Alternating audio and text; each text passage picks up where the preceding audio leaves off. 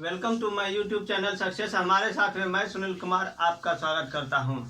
आज का टॉपिक लेकर आया हूं भारतीय राष्ट्रीय कांग्रेस, जो स्थापना हुई थी भारतीय राष्ट्रीय कांग्रेस की 1850 में लॉर्ड डफरिन के समय में। भारतीय राष्ट्रीय कांग्रेस जो पहले थी वो भारतीय कांग्रेस संघ था, भारतीय राष्ट्रीय संघ था वो पहले। बाद में दादा भाई नौरोजी के परामर्श पर इसको भारतीय राष्ट्रीय कांग्रेस रखा गया। कांग्रेस का अर्थ होता है लोगों का समूह। शब्द की उत्पत्ति उत्तरी अमेरिका के इतिहास से ली गई है।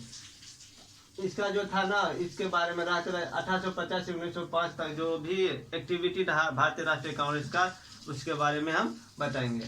तो भारतीय राष्ट्रीय कांग्रेस का अर्थ होता है कि लोगों का समूह सब। इसकी उत्पत्ति उत्तरी अमेरिका के इतिहास से हुआ है। उत्तरी अमेरिका के इतिहास से हुआ है।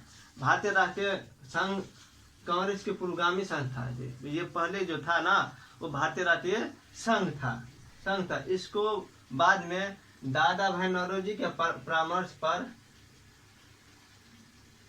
दादा भाई नौरोजी के सुझाव पर भारतीय राष्ट्रीय कांग्रेस रखा गया, कर दिया गया था।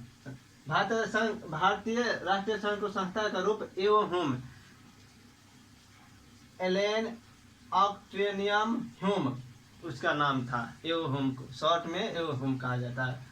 उसने एक संस्था का निर्माण किया, संस्था बनाया गया।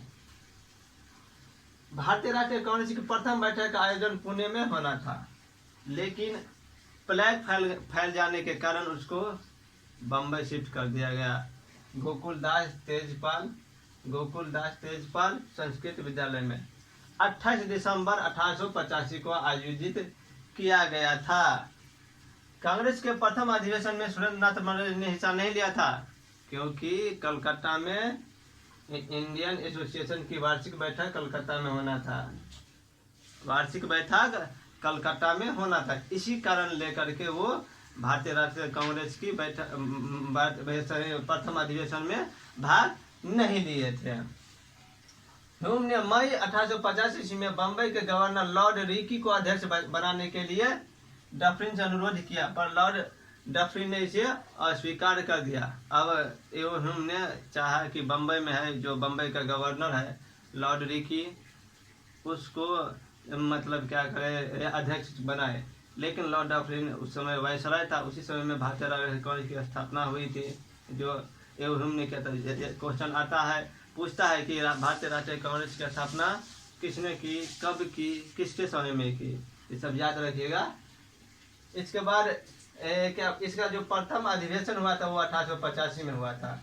इसके अध्यक्ष बिमेश चंद्र बनर्जी थे बम्बई में। इसमें 72 सदस्यों की संख्या थी। 72 सदस्यों ने भाग लिया था। पहला अधिवेशन में 72 सदस्य भाग लिया था। क्वेश्चन आता है। दूसरा हुआ था 1886 में। इसके अध्यक्ष दादा भाई नौरोजी रहे थे, वो कलकत्ता में हुआ था। इसमें 434 जो था सदस्य थे। फिर 1887 में बदरुद्दीन तैयब जी मद्रास, इसके अध्यक्ष कौन थे? बदरुद्दीन तैयब जी मद्रास। इसमें 660 सदस्य मद्रास में हुआ था। पहला बम्बई, दूसरा कलकत्ता, तीसरा मद्रास। इसके बाद चौथा जो हुआ था 1888 में जॉर्ज जूले थे, इलाहाबाद में हुआ था। 1248 सदस्य। एनसीईआरटी में 1200 दिया गया है। जो ऑप्शन है ऑथेंटिक बुक में 1248 दिया हुआ है, एनसीईआरटी में 1200 दिया गया है। तो ऑप्शन के अनुसार आप काम कीजिएगा, जो भी ऑप्शन है उस तरह से मारिएगा। आगे चलिए। प्रारंभ में कांग्रेस साधारण जनता का संगठन था, न थी। प्रारंभ में जो कांग्रेस की स्थापना हुई थी उस समय में कुछ विशेष आदमी, विशेष लोग जो शिक्षित लोग थे, बड़े बड़े पद पे थे, क्रांति का मतलब स्वतंत्रता सेनानी से बड़े बड़े, उस सब पहले जुड़े। इसके बाद यह आदमी को बढ़ाया गया। 2 रुपये लगता था उसमें जुड़ने के लिए। लोकमान्य तिलक का कांग्रेस में आगमन पर यह संस्था जनसाधारण में निकट आई। अब बाल गंगाधर तिलक, लोकमान्य तिलक इसमें शामिल हो गए तो निकट आ गए जनसाधारण में। मतलब ये है कि इसने कुछ तो दिया होगा, दिमाग, अपना व्यक्तित्व, अपना विचार, जो इसको थोड़ा सा इजी बनाइए इसमें जुड़ने के लिए। जो आम लोग भी इससे जुड़े और हम लोग मजबूत हो, संस्था मजबूत हो। महात्मा गांधी के काल में इसका राष्ट्रव्यापी स्वरूप बना।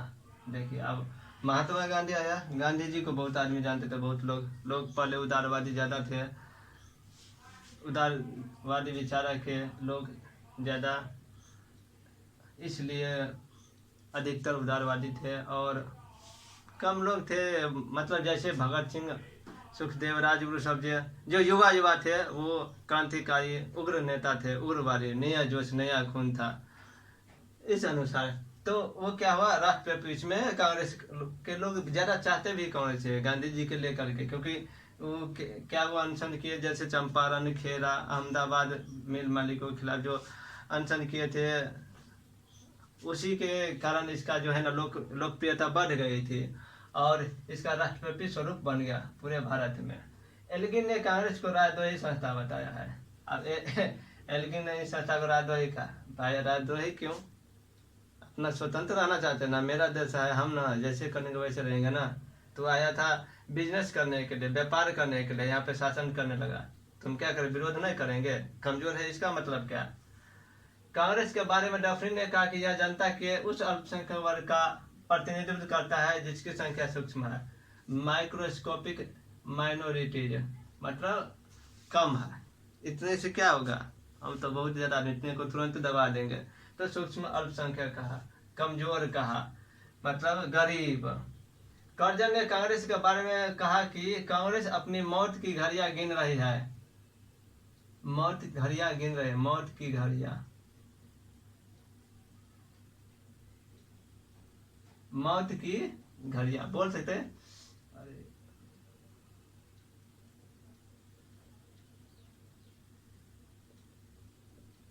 मौत की घड़ियां गिन रहा है।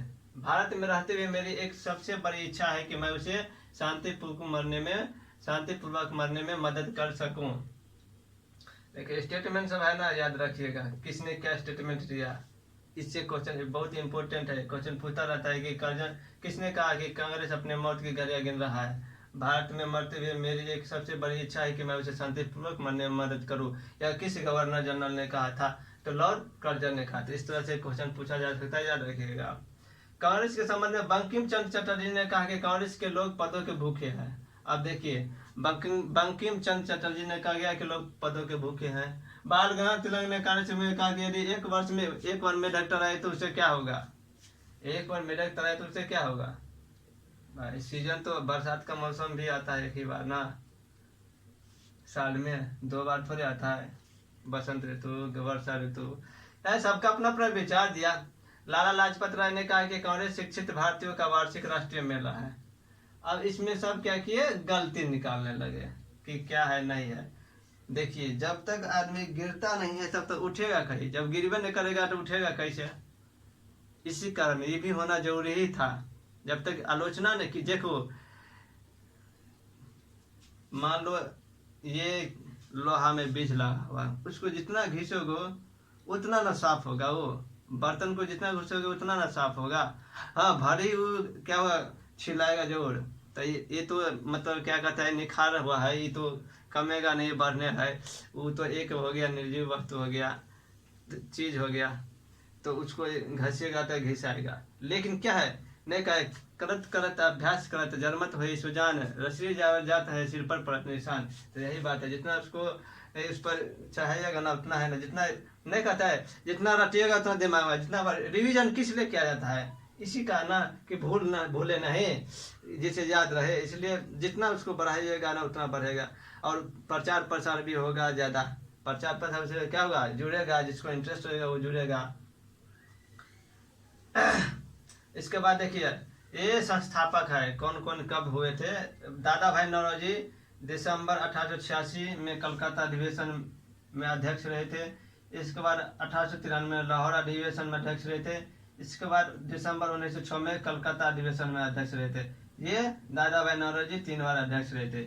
इसके बाद पंडित जवाहरलाल नेहरू दिसंबर 1829 में लाहौर अधिवेशन में पूर्ण स्वराज का नारा दिया था। हाँ, पूर्ण स्वराज का नारा लाहौर अधिवेशन दिसंबर में कौन था अध्यक्ष थे? जवाहरलाल नेहरू थे। अप्रैल 1936 अप्रैल लखनऊ अधिवेशन, ये विशेष अधिवेशन है, जो दिसंबर से पहले हुआ वो विशेष अधिवेशन कहलाता है। इसलिए मतलब कोई पर्पस होगा, कोई कारण होगा, कोई रीजन होगा तब ये लखनऊ अधिवेशन, इसमें दोनों की एकजुटता हुई थी। ग्राम दल नरम दल को समझौता किया गया था, दोनों को मिलाया गया था, दोनों में हो गया था, अलग अलग हो गए थे। इसी कारण इसका 1936 फैजपुर पंजाब में, ये तीनों में जवाहरलाल नेहरू भी अध्यक्ष रहे हैं। अगला मोतीलाल नेहरू। मोतीलाल नेहरू दिसंबर में अमृतसर में जो हुआ था सेशन, जलियांवाला बाग हत्याकांड के बाद 13 अप्रैल 1919 को जो जलियांवाला बाग हत्याकांड हुआ था 1919 को, उसके बाद अमृतसर की हुई थी, सेशन हुआ था अमृतसर का। इसमें अध्यक्ष थे मोतीलाल नेहरू। सुभाष चंद्र बोस हरिपुर गुजरात और त्रिपुरा MP, फरवरी 1938 और मार्च 1939 दोनों हुआ था स्पेशल। दिसंबर से पहले जो होता था वो स्पेशल होता था, उसको विशेष अधिवेशन कहा जाता था। विशेष अधिवेशन में अध्यक्ष रहे थे सुभाष चंद्र बोस। मौलाना अबुल कलाम आजाद, ये मार्च 1940 रामगढ़ झारखंड रामगढ़ कॉन्फ्रेंस में अध्यक्ष थे और 1941 से पहले द्वितीय विश्व युद्ध के दौरान भी अध्यक्ष रहे हैं। ये पहला जो था शिक्षा मंत्री रह चुके हैं और 1945 से 1950 तक ये अध्यक्ष भी रह, संविधान सभा के अध्यक्ष भी रह चुके हैं, मौलाना अबुल कलाम आजाद। सुरेंद्र नाथ बनर्जी, पूना अधिवेशन 1895, दिसंबर 1902 अहमदाबाद अधिवेशन 2 का अध्यक्षता किए। विलियम वेडरवर्न, ये 1889 बम्बे, 1910 इलाहाबाद, 2 में अध्यक्ष रह सके। सरदार वल्लभ भाई पटेल, ये कराची अधिवेशन में थे, मार्च, ये विशेष अधिवेशन था मार्च। CR दास, दिसंबर 1921 अहमदाबाद अधिवेशन का अध्यक्षता किए और 1922 गया। ये सब है ना एक साथ याद रखिएगा ना, अलग से कौन कौन, अब अलग रखिए। 1919 नाम रखिए यार, सरदार वल्लभ भाई पटेल कौन का अध्यक्षता की थी तो कराची।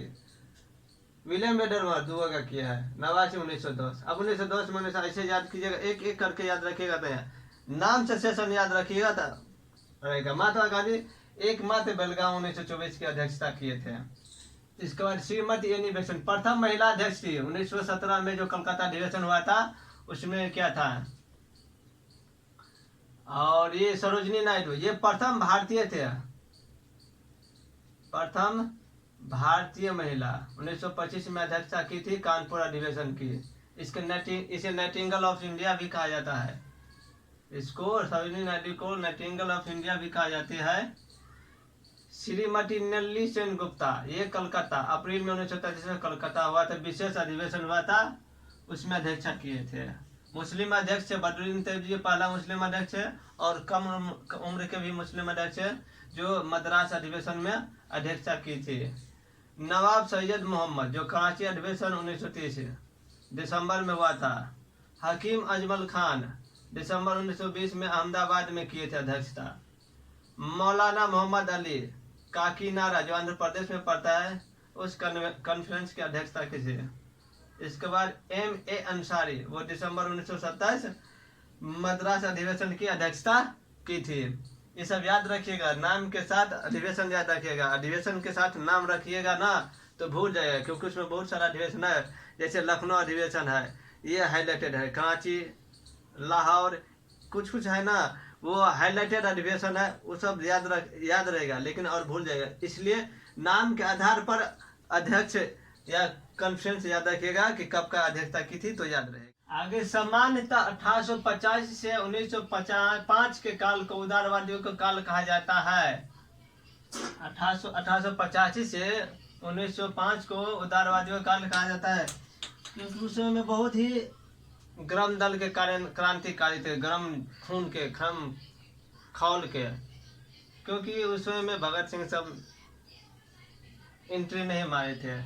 वैसे ही लाल बाल पाल, ये तीनों गर्म दल के थे, लेकिन उतना तौर पर नहीं थे, ज्यादा मतलब उदारवादी थे, उदारे काल रहा था। 1888 में विलियम डिग्बी के नेतृत्व में कांग्रेस ने अपनी एक शाखा इंग्लैंड में कायम किया। एक शाखा कहाँ कायम किया? इंग्लैंड में। किसने? William Digby. विलियम डिग्बी ने नेतृत्व में कांग्रेस ने एक शाखा इंग्लैंड में भी वो शाखा बना लिया। और इंडिया नामक पत्रिका, कौन पत्रिका? इंडिया नामक पत्रिका प्रारंभ की विलियम डिग्बी ने। गोपाल कृष्ण गोखले ने 1905 में सर्वेंट ऑफ इंडिया सोसाइटी की स्थापना की। 1905 में सर्वेंट ऑफ इंडिया सोसाइटी की स्थापना किसने की थी? तो गोपाल कृष्ण गोखले ने।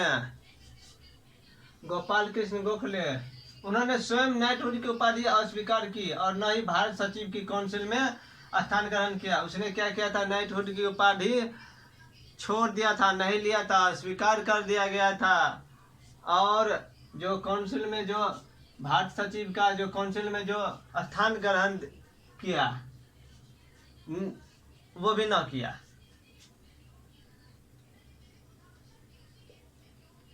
समझ गए?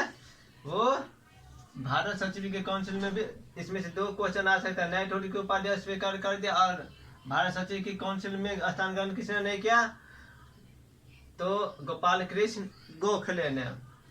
उन्हें 1896 ईस्वी के कांग्रेस के कलकत्ता अधिवेशन में बंकिम चंद्र चटर्जी द्वारा स्वरचित गीत वंदे मातरम गीत गाया गया। किस अधिवेशन में? कांग्रेस के कलकत्ता अधिवेशन में। कब? तो 1896। ये महत्वपूर्ण है। कलकत्ता खाली दे दीजिए, हो गया। अधिवेशन भी कलकत्ता में तो क्या हुआ? अधिवेशन हुआ। वंदे मातरम गीत गाया गया। कांग्रेस के कलकत्ता अधिवेशन 1906 में दादा भाई नौरोजी ने अपने भाषण में पहली बार किसका प्रयोग किया था? स्वराज शब्द का। किस अधिवेशन में? कांग्रेस के 1900। इसी समय मुस्लिम लीग की स्थापना हुई थी 1906 में। और 1907 में गरम दल और नरम दल अलग हुए थे। कौन अधिवेशन था? सूरत अधिवेशन था। उसमें सितंबर 1893 में स्वामी विवेकानंद अमेरिका के शिकागो में धर्म सम्मेलन में भाग लिया था। उन्हें तूफानी हिंदू भी कहा जाता है। स्वामी विवेकानंद को तूफानी हिंदू कहा जाता है। अब बोलेगा कि शिकागो के धर्म सम्मेलन में कब भाग लिया? 1893 में। 16 नवंबर 1893 को एनी बेसेंट बनारस आई थी, भारत आई थी एनी बेसेंट 1893। 16 नवंबर 1893 एनी बेसेंट का थियोसॉफिकल सोसाइटी के प्रचार और प्रसार में बहुत बड़ा योगदान रहा था। किसका? थियोसॉफिकल सोसाइटी के प्रचार प्रसार में बहुत बड़ा योगदान रहा था एनी बेसेंट का। बाल गंगाधर तिलक ने 1881 में मराठा अंग्रेजी में, केसरी मराठी में, वो बहुत मतलब क्या था? संस्कृत, हिंदी, संस्कृत, अंग्रेजी और मराठी के अच्छा मतलब जाने माने ज्ञानकार थे। बहुत बड़ा सारा ये बुक भी लिखे हैं। नव जागरण प्रारंभ किया 2 पत्रों। नव जागरण प्रारंभ किया 2 पत्रों द्वारा। नव जागरण मतलब न्यू, नया। 1906 में उन्होंने स्वराज हमारा जन्मसिद्ध अधिकार और स्वराज के बिना हमारा जीवन व्यर्थ है का नारा दिया था। कब दिया था? 1900 में दिया था। 1906 में किसने दिया था? तो बाल गंगाधर तिलक। स्वराज मेरा जन्मसिद्ध अधिकार है, उसे मैं लेकर रहूंगा। इसके बाद 1908 ईस्वी में राजद्रोह का अभियोग लगाकर 6 वर्ष की जेल की सजा दी गई थी। 6 वर्ष की जेल की सजा राजद्रोह की। पहली बार जेल कब गए थे तिलक जी? बाल गंगाधर तिलक पहली बार कब गए थे? 1897 में गए थे। 1897 में पहली बार जेल गए थे लोकमान्य तिलक। ये 1908 में 6 वर्ष के लिए जेल गया था। इसी बीच में उनकी पत्नी का देहांत हो गया और अपनी पत्नी का अंतिम दर्शन भी नहीं कर पाए थे बाल गंगाधर तिलक महोदय ने। 1916 में उन्होंने होम रूल लीग की स्थापना की। देखिए, इससे 2 क्वेश्चन आ जाते हैं। एक एनी बेसेंट दे देता है, एक बाल गंगाधर तिलक दे देता है। तो जो ऑप्शन रहेगा वो मार दीजिएगा, क्योंकि वैसे कहा जाता है कि पहले बाल गंगाधर तिलक ही ने होम रूल लीग की स्थापना की थी, क्योंकि वो 16 नवंबर को भारत आया था। इससे पहले ये कर दिए थे स्थापना होम रूल लीग की, इसलिए पहले बाल गंगाधर तिलक ने होम रूल लीग की स्थापना की थी। तिलक को ब्रिटिश सरकार द्वारा भारतीय असंतोष भारतीय असंतोष और सबसे बड़ा राजद्रोही कहा गया। क्या कहा गया? भारतीय असंतोष का जनक किसे कहा जाता है? तो बाल गंगाधर तिलक को। और सबसे बड़ा राजद्रोही तो बाल गंगाधर तिलक को कहा जाता है। इसके बाद उसकी क्या हुआ? 1 अगस्त 1920 को, जिस समय असहयोग आंदोलन इसी दिन चालू हुआ था, 1 अगस्त 1920 को, उसी दिन इसकी मृत्यु हो गई। गांधी जी बम्बई में इसकी मृत्यु हो गई थी। और इसका जो जनाजे का कंधा है महात्मा गांधी के साथ कौन दिया था? मुस्लिम। कौन मुस्लिम थे? ये क्वेश्चन आता रहता है। शौकत अली ने कंधे दिया था जनाजे को। शौकत अली। आगे लाला लाजपत राय, इसका रहा था 1865 से 1928।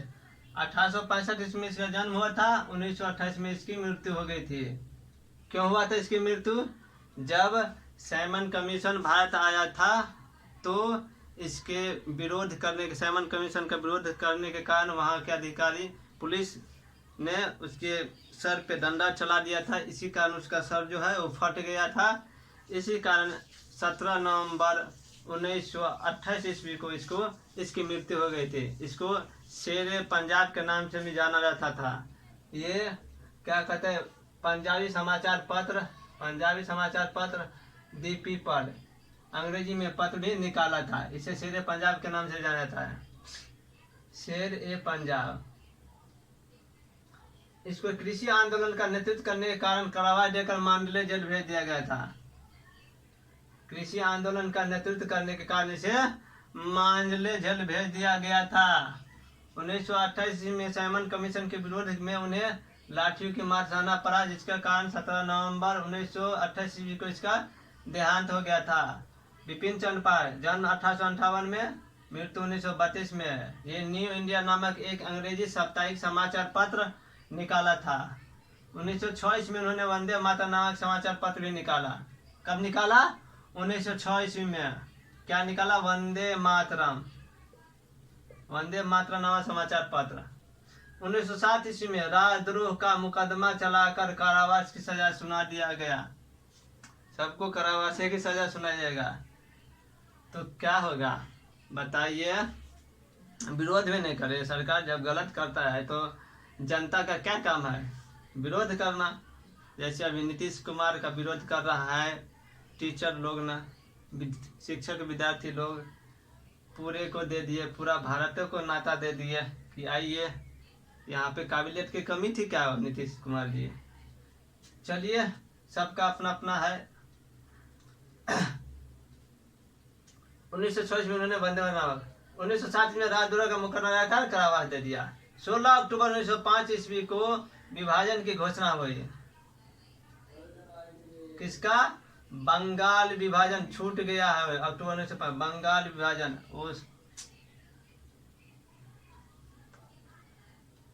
अरे यार,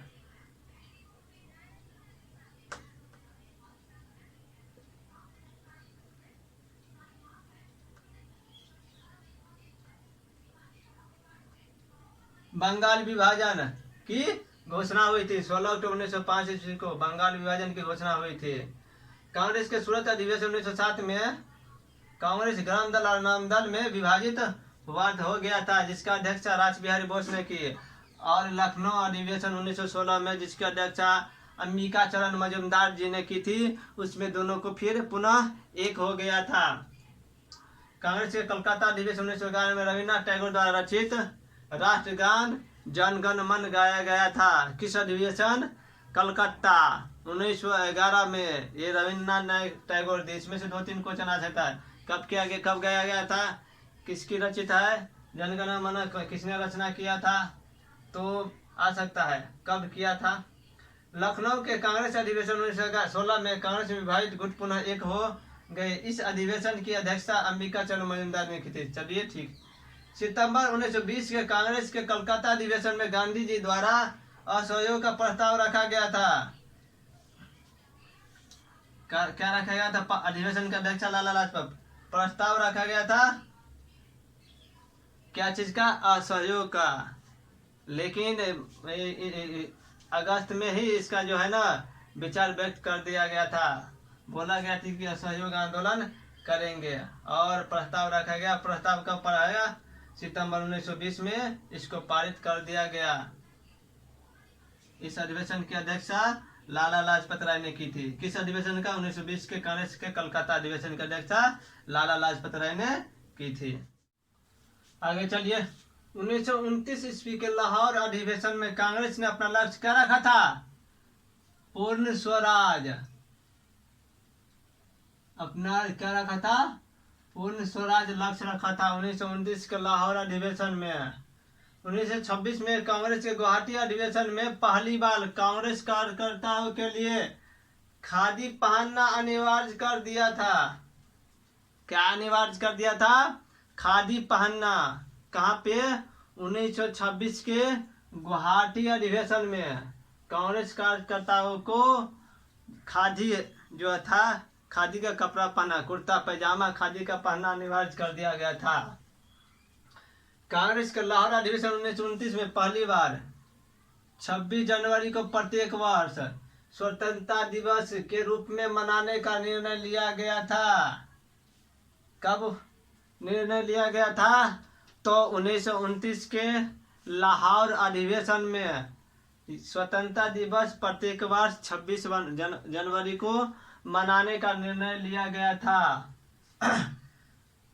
पूर्ण स्वराज का भी 1929 के कांग्रेस लाहौर अधिवेशन में लिया गया था। पूर्ण स्वराज का लक्ष्य कांग्रेस के लाहौर अधिवेशन 1929 में। कांग्रेस के कराची अधिवेशन 1931 में मौलिक अधिकारों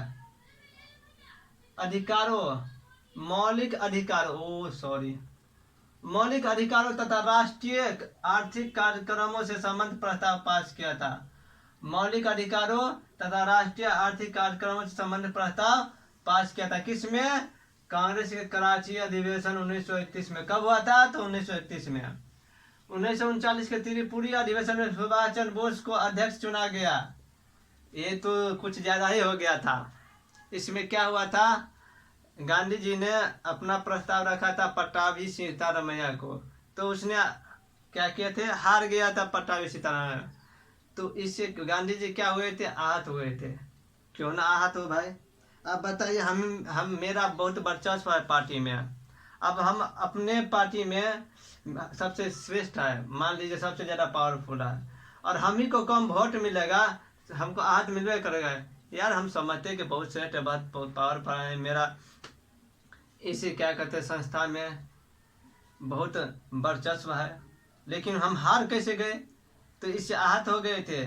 तो फिर क्या किए थे? सुभाष चंद्र बोस जी ने रिजाइन दे दिए थे अध्यक्ष पद से, और शेष अधिवेशन के लिए राजेंद्र प्रसाद को की अध्यक्षता भार सौंपा गया। डॉक्टर राजेंद्र प्रसाद को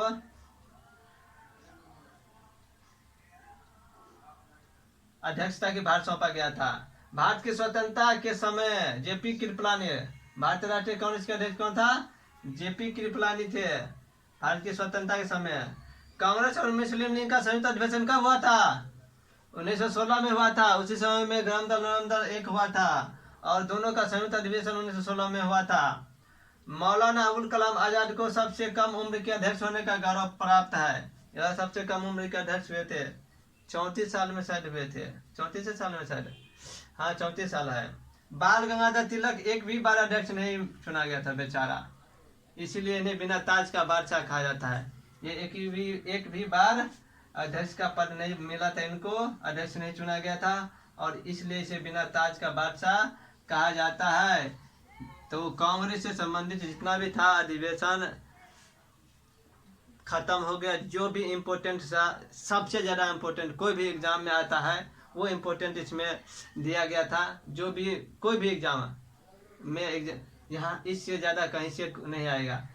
तो अगला देखेंगे बंगाल विभाजन। अगले वीडियो में क्या देखेंगे? अगले लेक्चर में बंगाल विभाजन। तो आप लोग को वीडियो कैसा लगा तो लाइक कमेंट शेयर कर दीजिए, सब्सक्राइब भी कर दीजिए, जिससे आपको अगले वीडियो का नोटिफिकेशन आ जाए और आप उसको देख पाए और इसका लाभ उठाए।